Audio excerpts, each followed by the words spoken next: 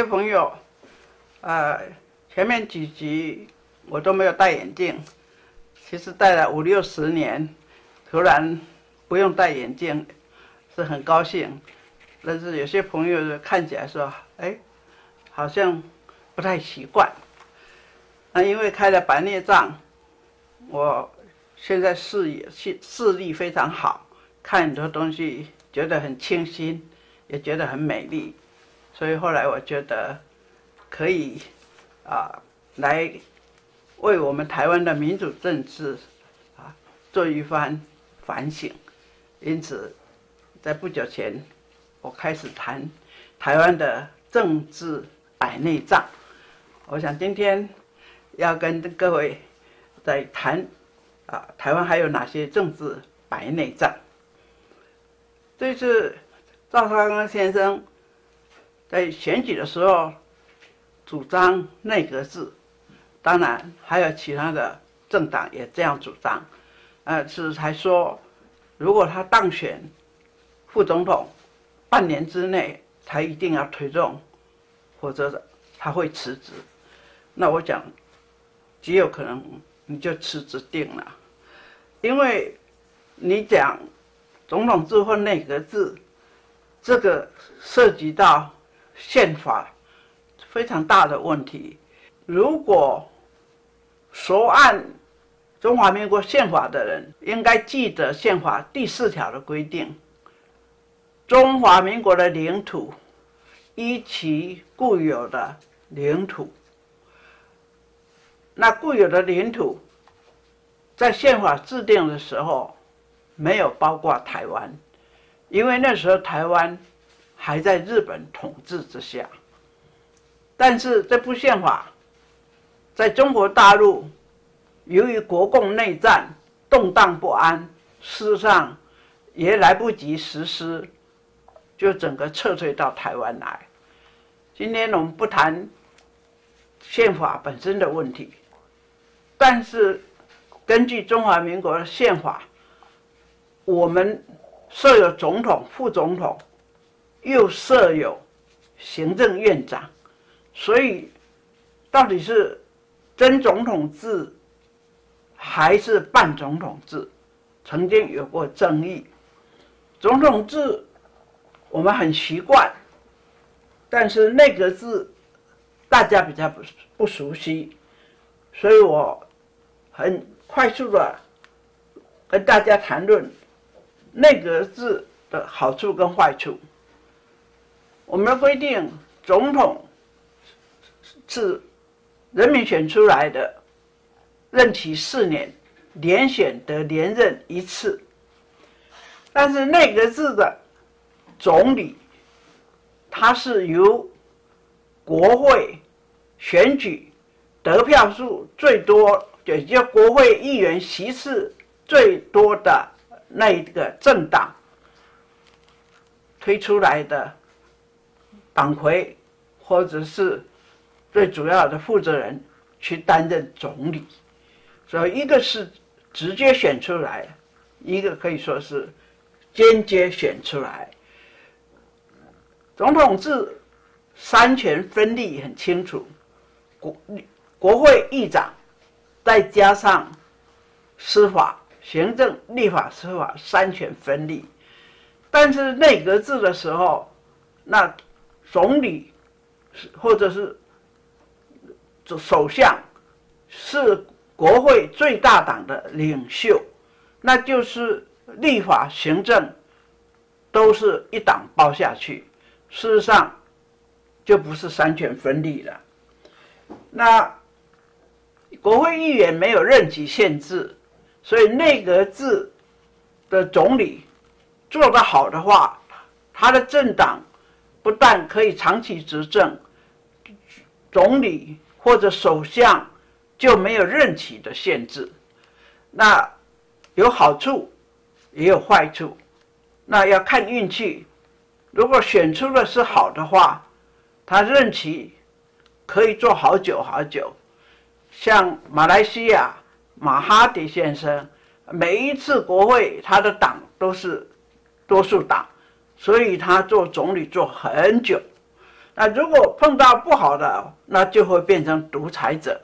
比如说普丁啊。那大部分会有内阁制，它有一个背景，就是君主立宪，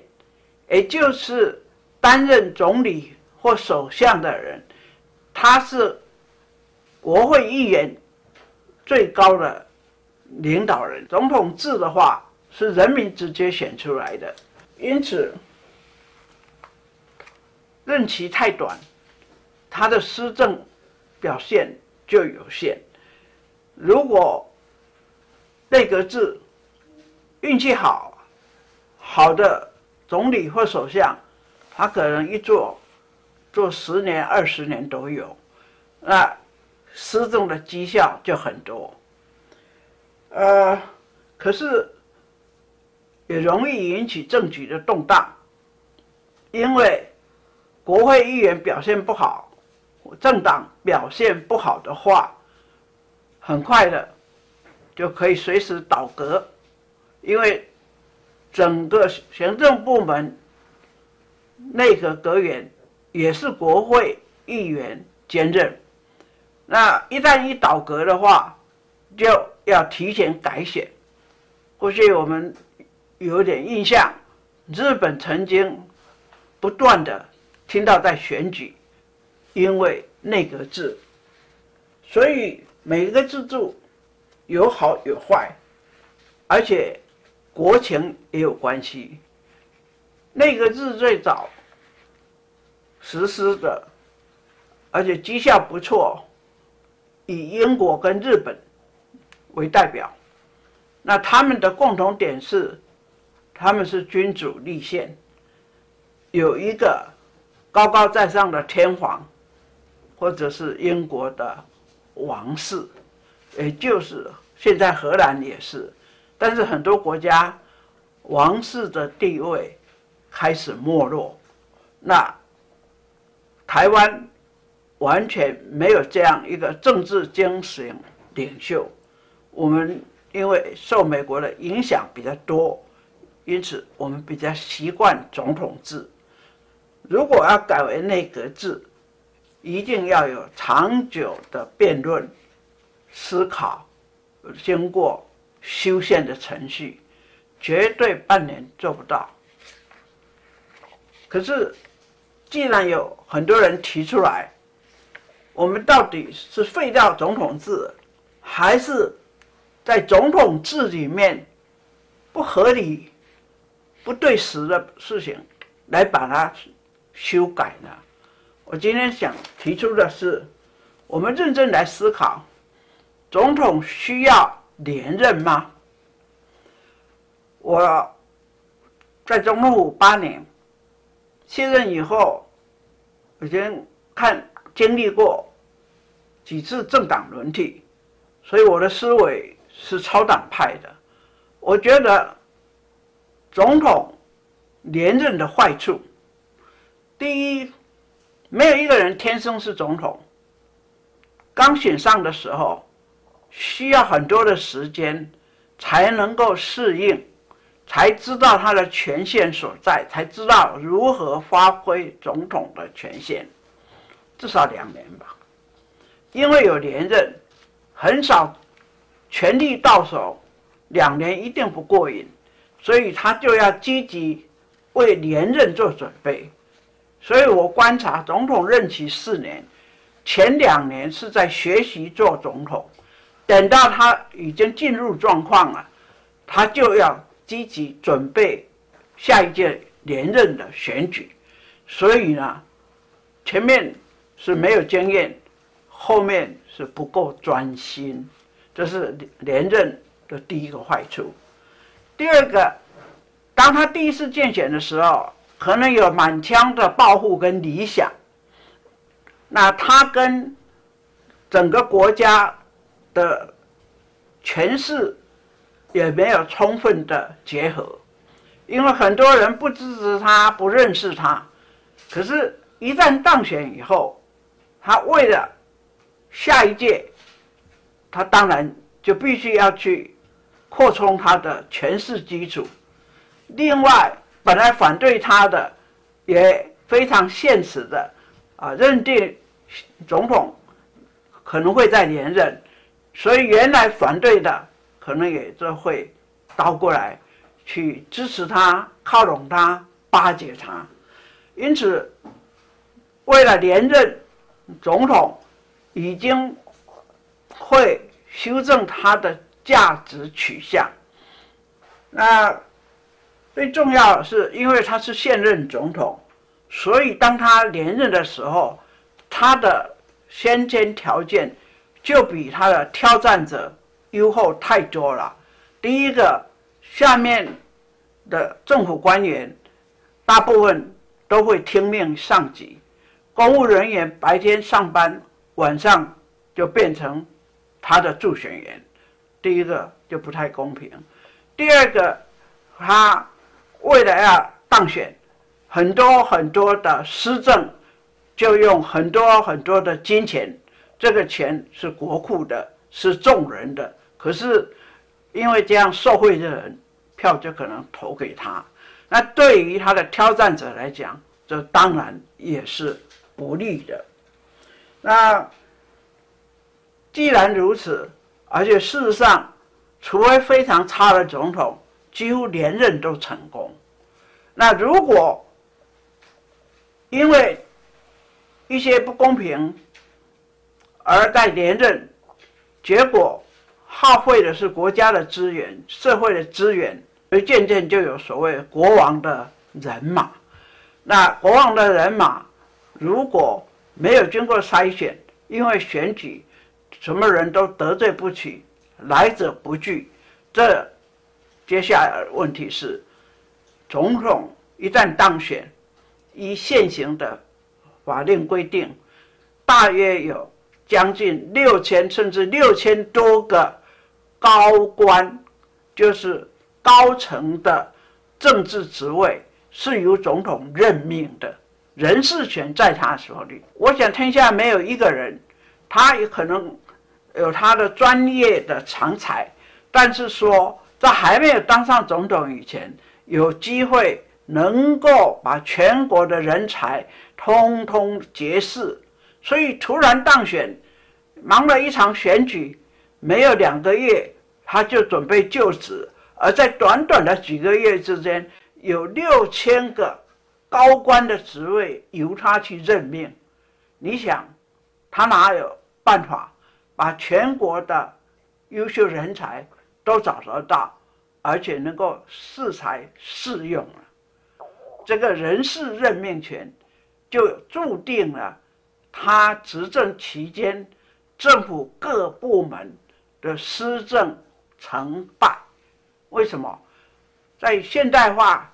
科技发达、专业多元的情况之下，没有一个人是万能的，你必须找对专业的人才，适才适用，才会发挥所长。假如总统没有连任的压力的话，假如我们不要给总统那么大的权力的话，那么总统当选以后，本于他的竞选政见、他的参政的抱负，多一点时间，让他可以找出真正优秀的人才，这才是国家的福气。但是我们现在是1月份选举，5月份就职，已经好多了。过去是3月选举，5月20就职，短短的时间，他哪里去找6000个治国的人才？所以在公务人员的任用方面，我们必须要加以改革。我待会儿会再补充。我只是说，因为总统可以连任，他必然的就会出现这么多的问题，尤其竞选的工程，绝对都会被分派到令人羡慕的职位，那结果就拉帮结派，同时可能呢就没有所谓圣贤。我们国家期待的是圣君跟贤相。假使总统短短4年之内又要治国，又要在下一届的选举的话，时间不允许，而且很多弊端我来不及再举，至少我认为这造成很多的问题。那4年当然对一个艰辛迎娶这个总统大位的人来讲，实在他施展抱负也有点太短。因此有的国家就延长1年，总统任期5年；有的国家就认为再多一点，7年或者6年。那我是提这个问题，大家可以思考。我本来非常期待总统的候选人可以自己在当选以前主动提出他主张总统不要连任。如果一次6年，那冒一个险，好的总统6年一生只有一次，他一定认真在历史上要留下记录，而没有连任的压力跟包袱。那另外，如果运气不好，真的选择总统很糟糕，那我觉得罢免制度重新调整，简化罢免的障碍。当然也不是说随随便便就可以罢免，比如说施政2年之后，如果政绩很糟糕，或者师德有问题，应该可以让人民来罢免，或者其他的方法。我只是慎重的提出，总统连任制度有非常多的流弊，希望大家认真思考。那我也要提出，我们需要怎样的政党政治？不可能一党独大。那我们很习惯于美国的2党政治，那结果我们就看到，如果2党的候选人并没有提出很好的候选人的话，结果选民被迫在2个烂苹果当中来挑一个比较不烂的，那不是很大的悲哀吗？所以我觉得比较健全的是3党，希望这3党不是第3个像一个泡沫花瓶型的政党，而是一样强而有力。最好这3个党都健全，而且势均力敌，每次推出的候选人旗鼓相当，这才是人民的福气。3颗苹果都很棒，但是人民可以挑出最棒的、最香的、最甜的一颗来吃。所以我个人认为要强化3党政治。我们目前多党政治，那其实太多的党是会被泡沫化的，这象征性的反而削弱了民主的根基。这是政党政治。那另外，我希望大家认真支持我的一个主张是，凡是当选总统的人，绝对不能兼任政党的主席。党国一家，这是过去人民所痛恨的，党库国库分不清，这也是因为总统兼党主席。阿扁总统的时代，他要选党主席的时候，我也曾私下反映说最好不要兼。那蔡总统是当上总统，也没有辞掉主席，一路到最后才这个赖副总统要选的时候才让给他。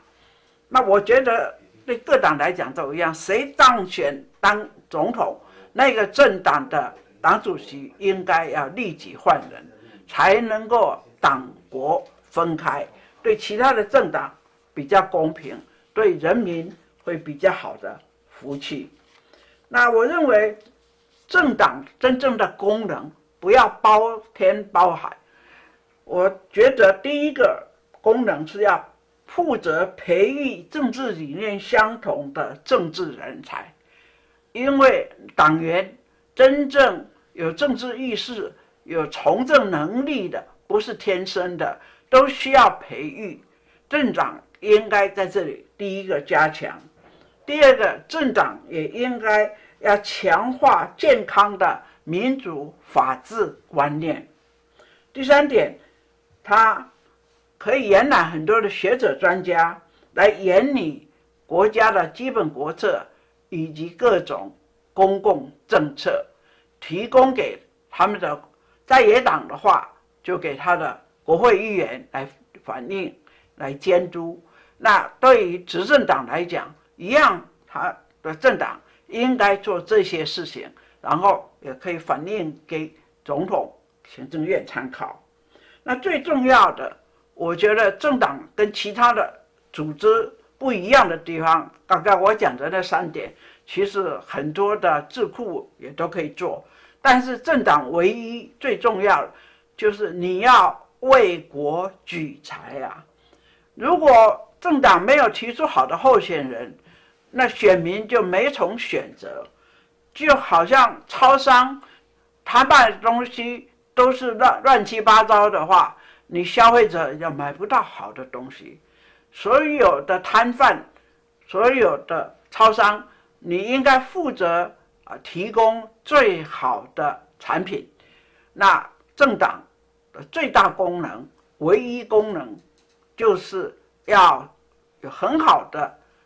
提名制度，很健全民主的制度，才能提出真正的人才，那人民才有选择的机会。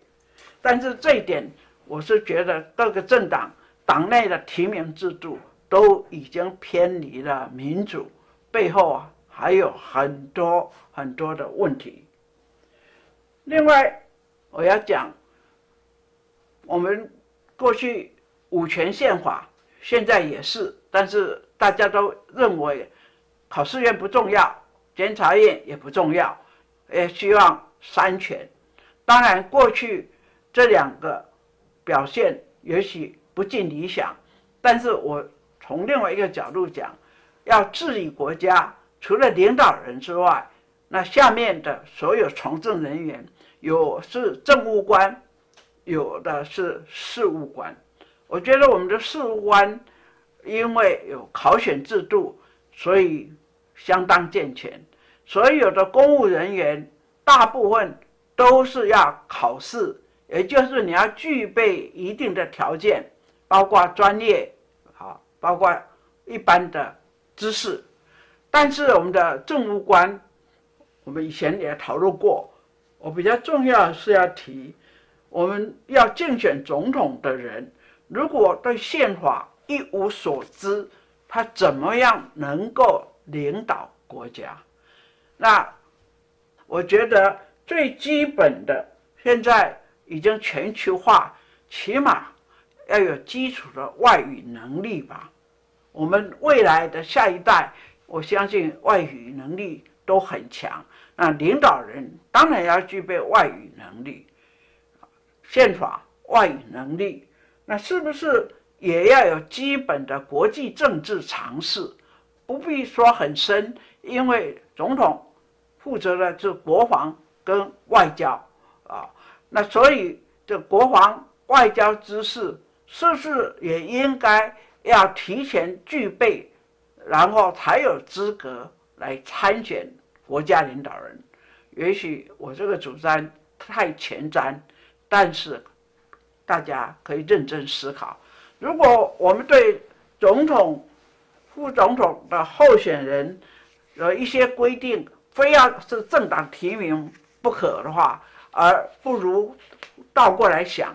难道我们不能要求要参选立法委员的，最起码也要通过怎么样的一个考试，初步及格才能够担任国会议员？要竞选总统、副总统，也应该通过怎么样的一个考试制度，然后才有资格。这也许听起来像天方夜谭，但是我一向都是看得远，想得更远，不妨思考，因为法律是人定的，是1月13号选出来的立法委员在立法院可以做到的事情。另外，就是最近有人说，在监狱的犯人他没有被褫夺公权，所以应该让他可以投票。理论上我同意，只要没有褫夺公权，只要是公民是可以的。问题是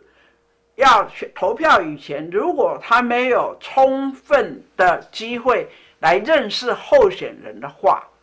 如果他投票的环境不自由的话，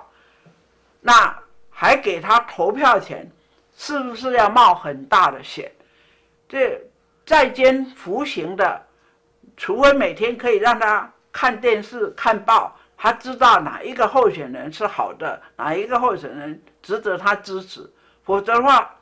突然在那里选，然后如果投票的时候因为他是受刑人，他的自由被剥夺，旁边有人在监督他的话，那这个票是不是投得非常的不健康，非常的不安全？最后就是票不能用骗的，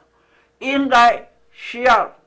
候选人是健康的，是优秀的，是良善的。同样，我们也要让投票人是健康的，是成熟的，是理性的，